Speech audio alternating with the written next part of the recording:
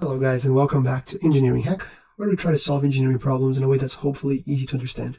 Today we're looking at a slightly more complicated problem in which we have a system with water inside, but in addition to energy being gained or lost somehow, we actually see the ways in which this energy is being given or taken away from the system. So in this case here we have a electric heater here and also a paddle wheel that's doing work to our system. So spicing things up, making things a bit more interesting, and obviously making it a bit more complicated too. So the problem statement for this one reads as such: an insulated piston-cylinder device contains 5 liters of saturated liquid water at a constant pressure of 175 kilopascals. Water is stirred by a paddle wheel while a current of 8 amps flows for 45 minutes through a resistor placed in the water. If 1/2 of the liquid is evaporated during this constant pressure process and the paddle wheel works amounts to 400 kilojoules, determine the voltage of the source. Also, show the process on a PV diagram with respect to saturation lines. Heaps of information for us to look at before we jump into this, right? So first things first, this is 5 liters. We want to convert that into 5 meters cubed, so 5 times 10 to the minus 3 meters cubed, so that our units are consistent. Note, they say quite clearly a constant pressure of 145 pascals. This is the state number 1, but it's also evaporated at a constant pressure process. That is, the pressure on state 1 and on state 2, both of them is 175. What else? We have this current, right? So we have that electric current flowing through our system, and it's saying that it's flowing 8 amps through flowing for 45 minutes. So we just need to remember that if we multiply the voltage times the current, that's going to give us power, right? In unit wise, if we multiply volts by amps, we get watts. Okay? So that's an easy way for us to relate electric current with power and put it all into the unit of energy, if we can say it that way. All right, what else? We want to find out what is the voltage, so we can use this relationship here for that. The other thing to remember is that a watt is simply joules per second, right? So we can think about it as power is just how my energy is changing with respect to time. So know that they give us the time, and we have this reference here for the power. So if we send it this way here, we can see that if we integrate on both sides, we can find out what is the actual energy this paddle wheel is giving to our system. What else we have? So we have not the paddle wheel, sorry, the electric current, right? The paddle wheel is actually giving 400 kilojoules. They have very nicely given this directly. And obviously saturated water is, or liquid I should say, is a very good thing for us to know, because if we know it's saturated, we know it's at 175, we have this completely defined, right? We can grab all the properties we might need off the property tables. And then the last tip is that 1/2 of the liquid is evaporated. So that means that our quality, right, our X is 50% on state 2. So we might as well put all this down into a nice graph. So I've just copied that figure twice here. Let's put an arrow here. It's going from state 1 to state 2. This is my state 1. This is my state 1. This is my state 2. What do we know about them? So we know that on this state 1, our pressure, let me just keep here. My pressure here is 175 kilopascals. That's my P1. And I know my P2 has to be equal to P1 because the pressure, this happens at a constant pressure, right? What else do we know? We know this is initially my V1, volume 1, not specific volume, just volume, is 5 liters, which is the same thing as 5 to the minus 3 meters cubed, right? What else do we know here? We know that V2 is 1. Do we know that? No, we don't know this is 1/2. What we do know is that X, right, the quality is 50%. The quality is 0.5 or 50% on state 2. And that's plenty already. We might want to say here also that this is a saturated liquid, which allows us to know everything we can possibly want to know for this problem. All right. Now, before we start grabbing properties, let's think about what's happening. Okay, let's think about what's happening. It's probably best for us to draw at this point the PV diagram to actually understand what's going on before we do any math whatsoever. So we can start this problem understanding what's happening in the background, right? So let's draw our dome here. So this is our dome. okay, saturation line, we are somewhere here, right? I don't know whether it's there to there, it doesn't matter. We're creating this PV diagram for us to be able to guide ourselves. So I can see anywhere I want. I'm going to say there so that it falls nicely on this 175 kilopascal line here, right? Now, I'm going to stay on this line as I'm giving energy to the system. I'm going to stay on this line all the way until I reach about half the distance between the saturated liquid and the saturated vapor. Why half? Because I know we're having the amount of vapor we have, right? So in this first state here, this is state 1, right? In state 1, we don't have any vapor whatsoever. It's a saturated liquid. And then on state 2, we're right in the middle point between the saturated liquid and the saturated vapor, right? That means half of my mass is vapor, half of my mass is liquid, which is another way of saying quality is 50%, right? So know that we can actually draw this PV diagram before we do any math whatsoever, because we know all this information already. We're going from here to here, and that's pretty much it, right? Now, obviously, if you want to put down what is your specific volume for state 1 and state 2, then we need to do a bit of math, do some digging around in our property tables. But to have an idea of what's going on, we don't need anything. That's all, right? Beautiful. Now that we have that, it might be a good place for us to think about what's going on here. So as we're going from here to here, we know that for us to be able to travel from this spot here to this spot here, we need to give energy to my system, right? I need to give energy to my system. How do I do that? Well, in this case here, there are two things that are giving energy to my system. One thing is this paddle wheel right here, right? So we know that there's a torque, there's a force here that's making this spin. We're using some energy for this to spin, and we're converting that energy into the spin in here. So what this paddle wheel is really doing is it's pushing the molecules that are in here and making the molecules move, right? So we're giving kinetic energy to the water molecules that are inside here.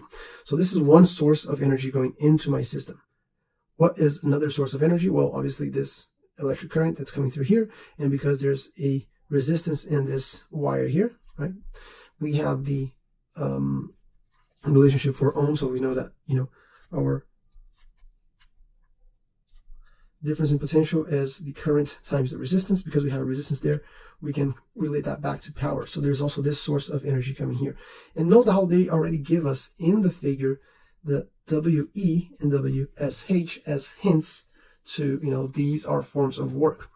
And why is that important? Because you might recall that the first law of thermodynamics says my difference in internal energy has to be equal to any Q plus or minus any work, right?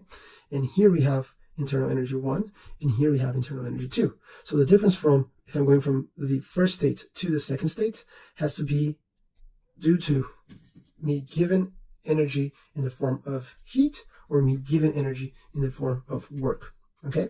Now, there's one very important word that we haven't highlighted in the problem statement, and I want to go back there so for us to highlight it now. Note the second word in this problem statement. Why is this relevant? Because whenever this word appears, the problem is telling you, this system cannot receive or lose any heat, right? In the real world, things are not perfectly that way, but even so, even if you don't have a perfect insulated system, if you have an insulated system, that's already minimizing your gain or loss due to heat, right? So if you have insulated, and this is our case here, then this guy you can pretty much throw away, and it will be nil. And this means that the change in energy that we observe from state 1 to state 2 has to be due to my work, right? So the work that's being done in the system, all right? Now, and this is probably the hardest part, is actually expanding this to, aggregate or to comprehend all the work that is showing up in this system, okay? Because the first two are very straightforward, right? So let's just copy this here to the side. I'm going to expand that work there. The first one is the WE, which is, big hint here. So that's the work of the electric system there. The other one is the paddle wheel. So SH. And there's a third one. What's the third one? Well, what's going to happen, okay? What's going to happen as we go from here to here? Look at what's happening with my volume.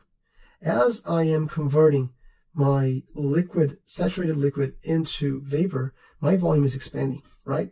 And because this is a piston device, what's going to happen is as this expands here, it's going to increase its pressure because it can move freely, this guy would actually go up, right? That's why the pressure doesn't increase, because as soon as the pressure increases a little bit, my piston goes up, and then my pressure goes back to stability, right? To being stable with whatever the external pressure is over here, right? So as soon as my pressure increases a bit, it pushes upwards, and then it loses a bit of pressure so that it's already, again, in equilibrium with the external pressure being pushed up here. So in other words, this is a long way of saying this piston device here is going to be at a higher point, let's put it that way, than my state 1, right? We're going to have more volume in the state 2 than we have on state 1. We can put that here if you want to. So V2 is certainly greater than V1. Okay, certainly.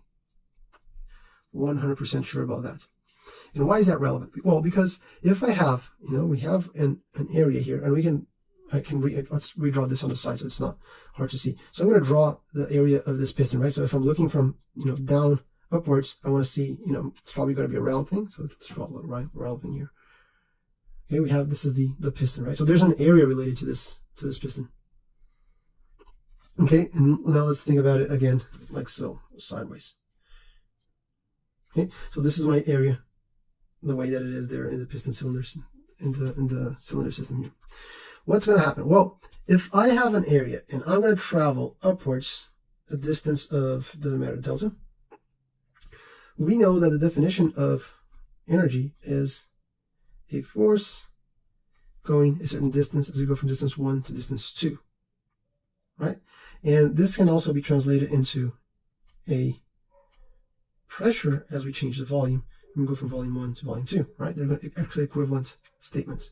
So in this case here, if I have an area, and I'm traveling this delta, this is by how much my volume expanded, right? It's going to be that area times my delta.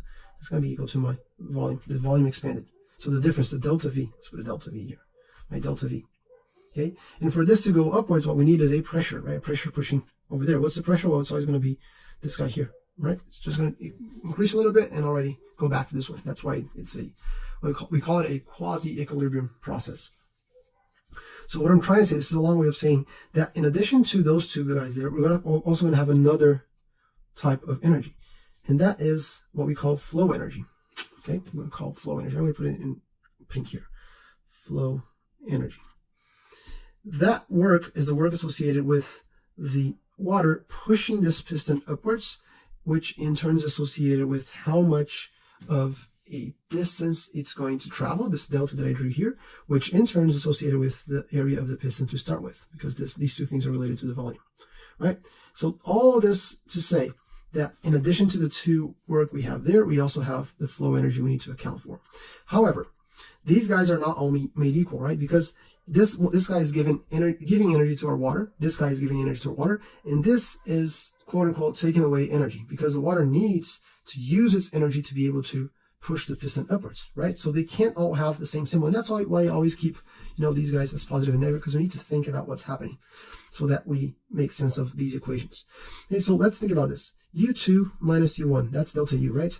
Do we expect this to be a positive number or a negative number? Well, we expect it to be positive because we're giving energy to the system, right? We're going from state 1 to state 2, and we're increasing if we're plotting in relationship to energy here. This is energy. We're going upwards, right? We're giving energy. So we expect this to be positive, greater than 0. Well, for it to be positive, then I need to account for this energy that's being given to it, this energy is given to it, and I need to disregard this energy that's going away from my system, right? That's being used by my system.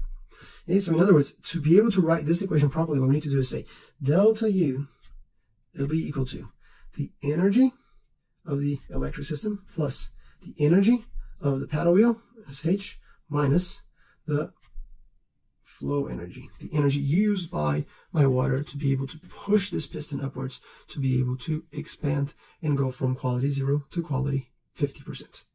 Okay, so if we got that out of the way, things from this point onwards are quite simple, because all we're going to do is we're going to find out what is my U1 and U2, and we are going to find out what is, well, we have this already, and then we need to solve for this guy so that we can find what is the voltage. The last piece of the puzzle now is this guy here. What about this guy? How do we find out that guy?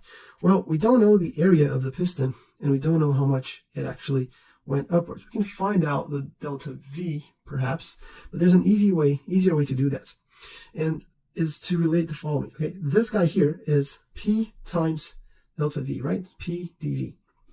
So let's write that down. So delta, or I should just do it here on this side with a different color. So my work, my flow energy is just, as we defined before, pressure times my dV, right? Boom, boom. And just literally copying what I had here. All right? As we go from state 1 to state 2. Well, in this case, the pressure is constant, right? The pressure does not change. So I can remove the pressure from my integral, and then this becomes trivial, right? It's just pressure times delta V. So V2 minus V1. As simple as that. So what I'm going to do is I'm going to sub this guy into here. And this is going to tell me that my delta U is equal to my electric work plus my paddle wheel work minus P delta V. Oops, delta V. And why is that relevant? Well, because there's a property that we talked about before in the channel, and we actually made a video about it, which is called enthalpy. And you might recall that the definition of enthalpy, the way it's defined, is three lines there to make sure that we're talking about the definition, is U plus P dV. Right? In other words, exactly what we have. Right? So what I can do here is I can send, it's going to be my delta U, and I'm going to send this guy to the other side as P dV will be equal to this and the paddle wheel. And now instead of having my delta U, I can sub this in for delta H, or enthalpy, right? So this is further simplified to delta H equals the work of the electric plus the work of the paddle wheel. And now we're in a great position to finish off this problem. Why? Because now, remember that enthalpy is also a thermodynamic property. So we can literally grab it off the table. And this is actually the reason why the enthalpy was defined like so. Enthalpy is a convenience property, right? It's a property that kept showing up all the time, and it could be plotted and graphed into the table with the other properties. So I was like, you know what? Let's just create this new property called enthalpy, and then instead of having to calculate PdV every single time, we just need to have this enthalpy on a chart, and we can always use it. It's easier, right? So this is literally the reason why it was created, so that we can find out in these kind of situations what's going on here. And you're going to put a red flag. You can put a red flag whenever your problem is at constant pressure, P constant.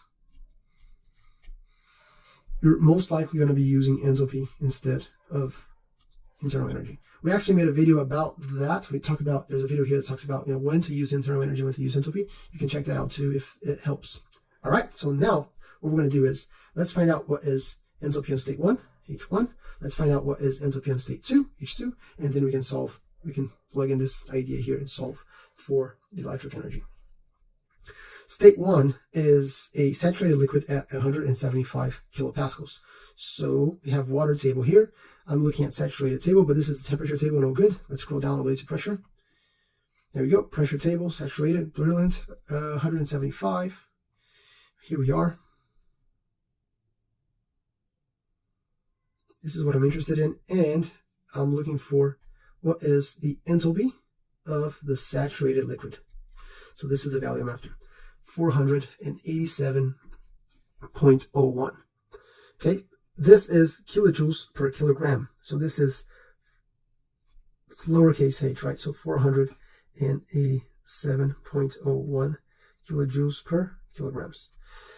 If I want to get rid of these kilograms, and I do need to do that because if you recall, the paddle wheel was given in kilojoules and the electric energy is also in joules, not joules per kilogram, I need to find out what's the mass. And I can find out the mass easily because I know this has 5 liters, and I also know its specific volume. And I can grab this off here, right?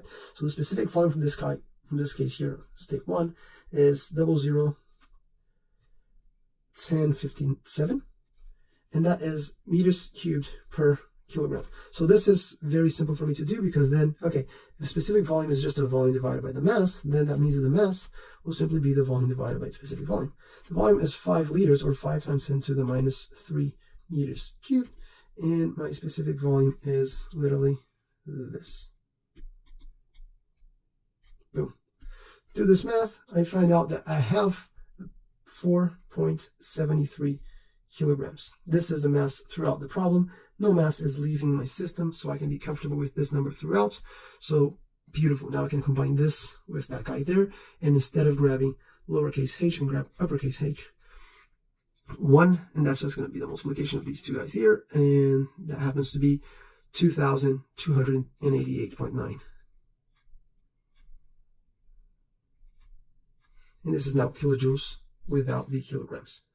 Nice. Off to a good start. What about the second state? Well, state 2, if you recall, we're at the same exact line on 175, but now instead of having saturated liquid, I have 50-50.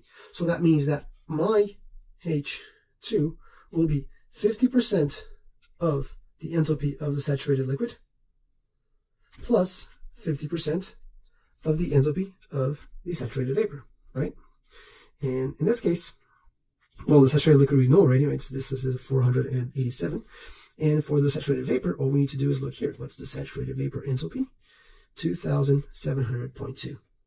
Okay, so this is going to be H2 is 50% of 487.01 plus 50% of 2700.2. Again, this is a lowercase one. If I want the uppercase one, all I need to do is multiply by 0.4. We can do that straight off the bat, right? We don't need to do it in steps. Let's go ahead and say, okay, if I want my big one, all I need to do is multiply this.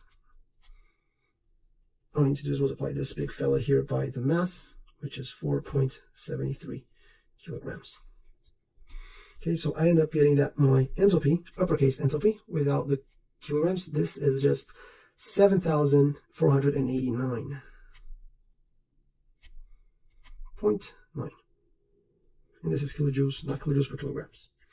Beautiful. Now, remember that we're after the delta U. So now all I need to do is literally just take this guy, subtract by this guy, and I'm going to get my delta U. Okay, as simple as that.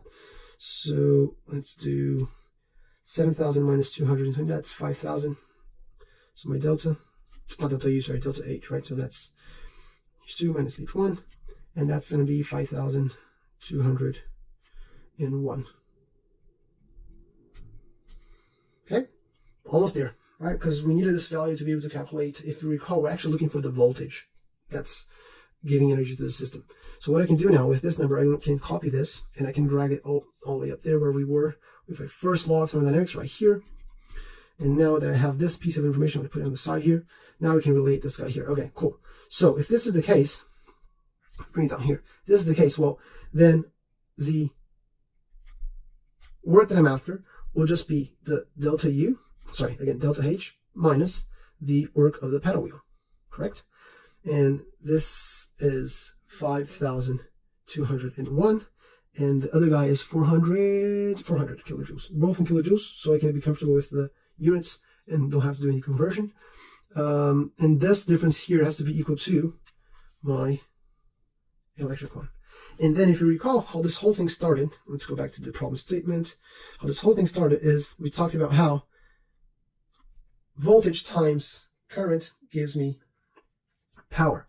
I'm after the voltage, right? This is what I'm looking for. And we also talked about how if I multiply power by time, I get energy.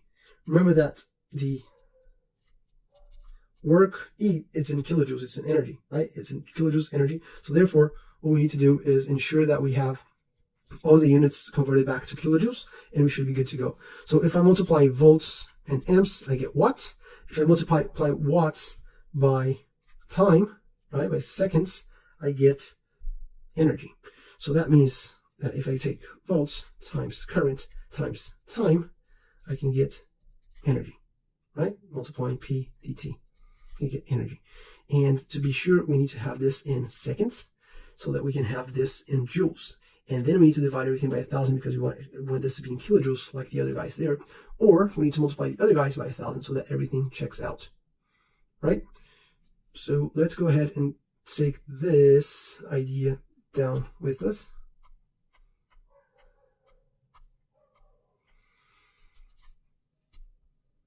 Okay, so this is what this is equal to. If I want the volts, then that means that I need to take the difference between these two fellas, 5,201 minus the 400, and then I need to divide by the current, which was 8 amps. And how many seconds were there? It was 45 minutes, right? So 45 minutes times 60, so that we have everything in seconds. And we're going to look at the units in a second, all right? So, but this math, it renders that my voltage is about 0.222. Which unit is that? Right, let's check it now. What we have here, we have kilojoules. In the bottom there, we have amps, and we have minutes, and then we have how many seconds we have per minute, right? 60 seconds per minute. So minutes go away, and then we're left with kilojoules, amps, second. Joules and seconds, that's watts, right? So we have kilowatts divided by amps. What is that? Well, if you recall, we talked about how volts times amps equals watts. So if I have watts divided by amps, I have volts, right? But in this case, I don't have volts, I have kilovolts, right? So what I really have is my answer in kilovolts. So 0.222 kilovolts, which is the same thing, obviously, as 222 volts. And that is our answer. Okay? So, you know, it ends up being something that is relatable, is, not sure if expected is the right word, but, you know, 222 volts, that's something we're all used to. 127, 222, that makes sense, right? Obviously, there's a lot to this problem. There's a lot here. There's, you know, understanding this in the beginning, what's going on, to be able to find the proper state 1, state 2. Then understanding the first law, being able to remove the heat, going from the expansion of the works into these three guys here, going from this guy plus this guy into the enthalpy idea, and then finally relating this first law back to the idea of power and voltage and current, and then finally watching out for the units so that you have this in seconds, so that you have this in kilo and convert it back into volts at the end of it. So a lot of places to go wrong, you know, not a trivial question, not an easy question, but nonetheless one that is very useful to understand the whole unit better, the whole concepts better. And as per usual, if you have any questions, if something is not clear, just leave them down below in the comment section, and I'll be sure to address them. If this video was useful and it helps you out, considering liking it. And if not, we'll talk soon.